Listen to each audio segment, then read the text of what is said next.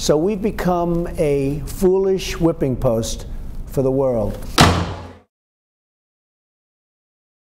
Mr. Trump, thank you for joining Human Events for an interview. Thank you. Why should conservatives want you as president?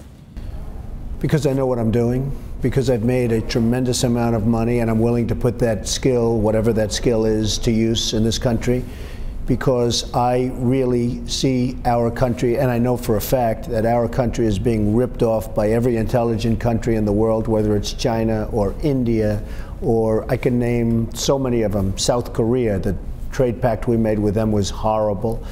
I see us being totally manipulated and controlled by Russia, where they're telling us how many missiles to make and when to make them, and this is what you can do. I mean, since when does Russia start telling this country what we can produce in terms of the military?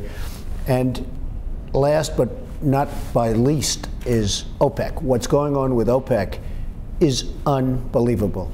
And you watch, as sure as you're sitting here, oil prices are going to go so high because nobody's there saying to OPEC, this isn't going to happen.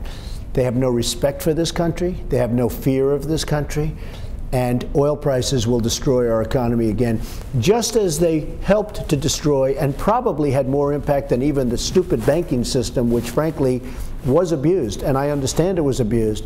But I think the oil prices and what happened with the oil, which is OPEC, getting it up to almost $150 a barrel, I think that was the largest contributor to what I would call almost the greatest depression of them all. And you haven't seen the end because oil prices are going up so rapidly, we have nobody telling them that it's not going to happen. Well, how would you cure that? What would you actually tell OPEC and force them to lower oil prices? Or should America's oil, we have too much oil dependency, and should we be focused on energy production here in this country? We should be doing both, but you have to talk to them in the strongest of terms. Look, they wouldn't even be there if it weren't for us. We have soldiers in Saudi Arabia. They don't pay for them. We have soldiers all over the place. They don't pay for them. Why aren't they doing it? Let me give you another example, South Korea. We send our ships, the George Washington aircraft carrier, and 17 destroyers over to North Korea to protect them. Do they pay us? They don't pay us. Why are we protecting them? And if we're going to protect them, why aren't they paying us? So this country has become a whipping post, just an absolute whipping post. And then on top of that, we signed a terrible trade agreement that South Korea didn't even want to sign. They wanted to make it better.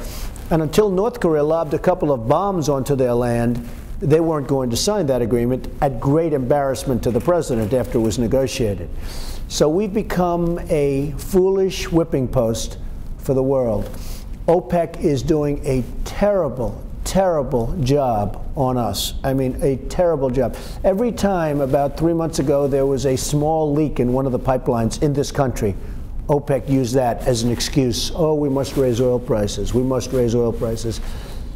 If I decide to run, and if I win, that won't be happening. Well, what would you do? They raise oil prices. What would be President Donald Trump's There response? are lots of things you can do. I'm not going to say right now what I would do, but it's the tone, it's the conversation that does it.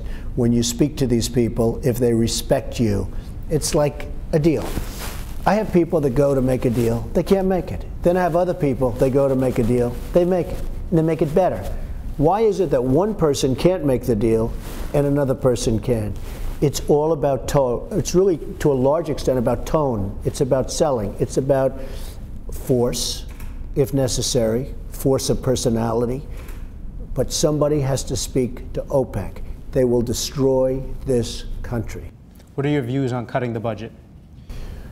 Well, something has to be done, but what I really think that I would be strongly in favor of is having countries that are ripping us off contribute hundreds of billions of dollars back into this economy, and you wouldn't have to worry so much about cutting too much out of the budget. For instance, people aren't talking really about the entitlements. They're not talking about it because they're afraid to talk about it for political reasons.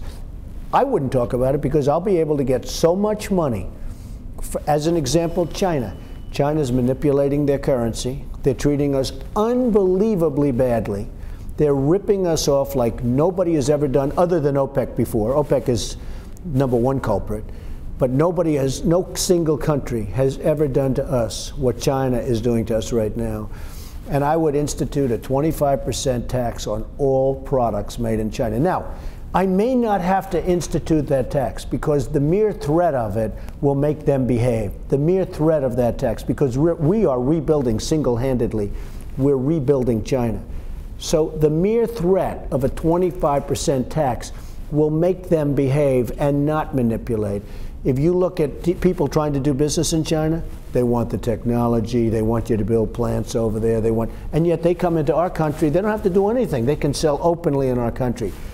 I believe in free trade, but it has to be fair trade. We lose, if we use the term profit, we lose $300 billion a year dealing with China. That's not the kind of free trade that I'd be talking about.